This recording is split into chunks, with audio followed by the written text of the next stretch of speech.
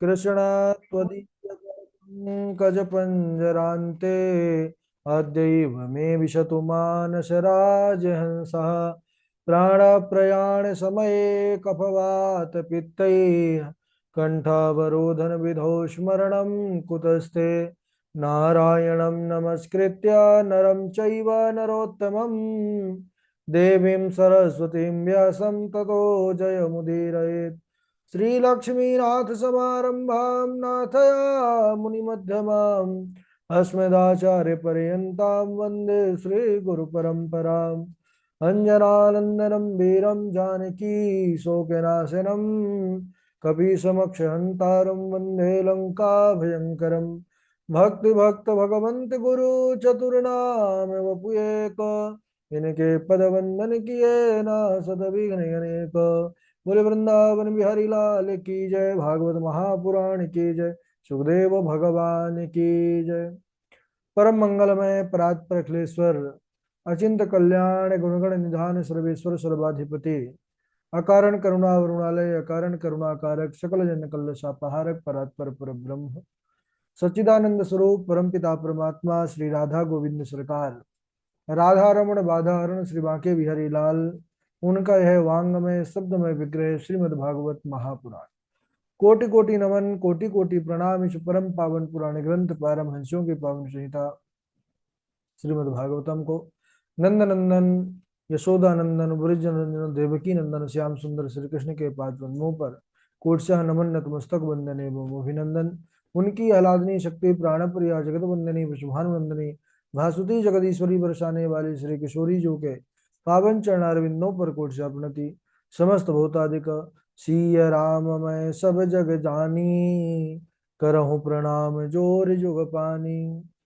हम सब का यह परम सौभाग्य की भागवत साप्ताहिक कथा सीखने का सद संकल्प विचार लेकर के एक स्थान पर एक साथ जुड़ करके इस पावन पुराण श्रीमद् भागवतम की तैयारी कर रहे हैं।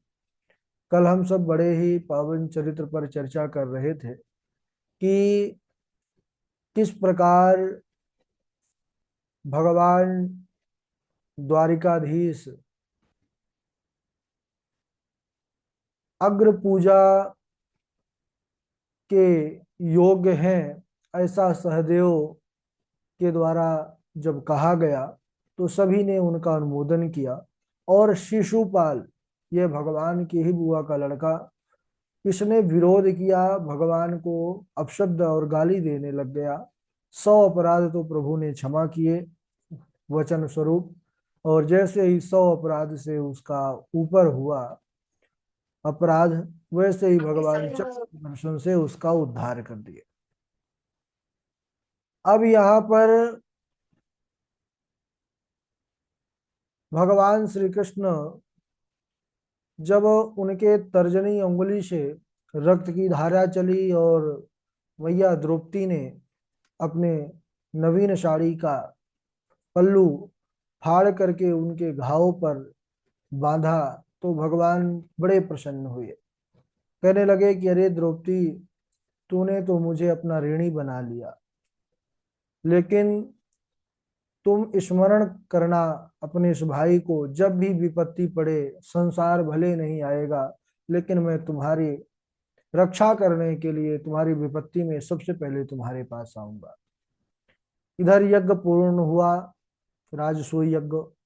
यज्ञ के पूर्णाहुति के पश्चात जो दुर्योधन आदि भाई थे वह सब इंद्रप्रस्थ नगरी की शोभा देखने लग गए, क्योंकि वह बड़ी कारीगरी उसकी अद्भुत थी, मैदानों ने उसका निर्माण किया था।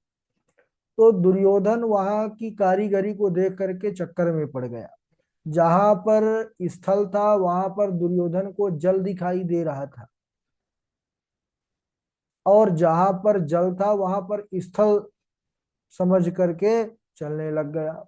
अब हुआ क्या कि जहां पर स्थल था वहां तो धोती उठा करके चलने लग गया और थोड़ी दूर गया तो अरे उसको लगा अरे मैं तो धोखे में था, यहाँ तो जल है ही नहीं। और दौड़ा दौड़ा गया, एक जगह बहुत अच्छा मैदान दिखाई दिया, उसको लगा कि ये तो बहुत अच्छा मैदान है, चल के घूमना चाहिए। और वह जैसे ही दौड़ करके गया वहां तो मैदान नहीं, वहां पर जल था। और जल में वह धड़ाम से गिर गया, भीग गया। उसी समय द्रौपदी देखती हैं दृश्य को तो उनको हंसी आ जाती है। तो दुर्योधन बड़ा अपमानित महसूस किया और अपने घर जा करके पांडवों को द्यूत क्रीड़ा का आमंत्रण भेजा है। पांडव लोग उस द्यूत क्रीड़ा का आमंत्रण स्वीकार करके ही सबसे बड़ी भूल किए।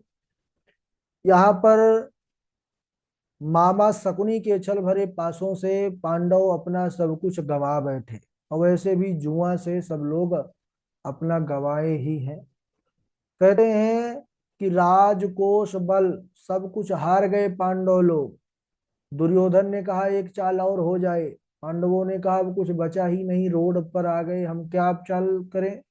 बोले कि अभी एक दाव और तुम खेल सकते हो, तुम अपनी पत्नी द्रौपदी को लगा दो दाव में। तो पांडव क्रोधित हुए, बोले नहीं, सुनो तो पहले पूरी बात। अगर तुम इस बार जीत गए तो अब तक जितना हारे हो सब कुछ तुमको मिल जाएगा। पांडवों ने विचार किया कि चलो, हो सकता है कि इस बार हमारी विजय हो जाए, क्योंकि जुआ खेलने वाले यही सोचते हैं, इस बार नहीं तो अगली बार जीत होगी, इस बार नहीं तो अगली बार अवश्य ही होगी। और यही सोचते सोचते सब कुछ वे नष्ट कर देते हैं। पांडवों ने भी महाराज वह दाव में लगा दिया द्रौपदी को, और अब की बार भी मामा शकुनी के छल भरे पासों से पांडवों की पराजय हुई। अब जैसे ही पांडव हार गए सब कुछ, दुर्योधन आदेश दिया दुशासन को कि जाओ इस सभा पर द्रौपदी को लेकर के आओ। द्रौपदी अपने केशों को संवार रही थी। दुशासन कहने लगा चलो, वह बोली नहीं, अभी मैं नहीं जा सकती हूँ। बहुत अनुनय विनय किया द्रौपदी ने, लेकिन दुशासन दुष्ट दुर्योधन के ही समान, वह द्रौपदी के केशों को पकड़ करके घसीटता हुआ उस राज दरबार पर ले गया। दुर्योधन उससे भी बड़ा दुष्ट, उसने कहा रे दुशासन, तुम इस द्रौपदी को ला करके मेरी जंघा पर बिठाल दो। इतना सुनते ही भैया भीम क्रोध से जलने लग गए। उठ करके खड़े हुए, बोले दुष्ट, जिस द्रौपदी को तू जंघा पर बिठालने के लिए कहा है, उस तेरी जंघा को मैं भग्न ना कर दूं तो मैं भी भीमसेन नहीं। दुर्योधन ने कहा देखो यह मत भूलो भीम कि तुम इस समय सब पांचों भाई दास हो मेरे। दास को ऊंचे स्वर में नहीं बोलना चाहिए, तुम हार चुके हो इसलिए चुप रहो। महाराज शांत हो गए। अब इधर दुर्योधन आदेश दिया है दुशासन को कि भरी सभा में द्रौपदी को निर्वस्त्र कर दो। दुशासन जो है द्रौपदी की साड़ी खींचने लग गया। द्रौपदी सभा पर बैठे हुए सबसे सहायता मांगती है। पहले तो अपने पतियों से सहायता मांगी है, पति भी सहायक नहीं हुए। वहां जो धर्माचार्य गुरुजी लोग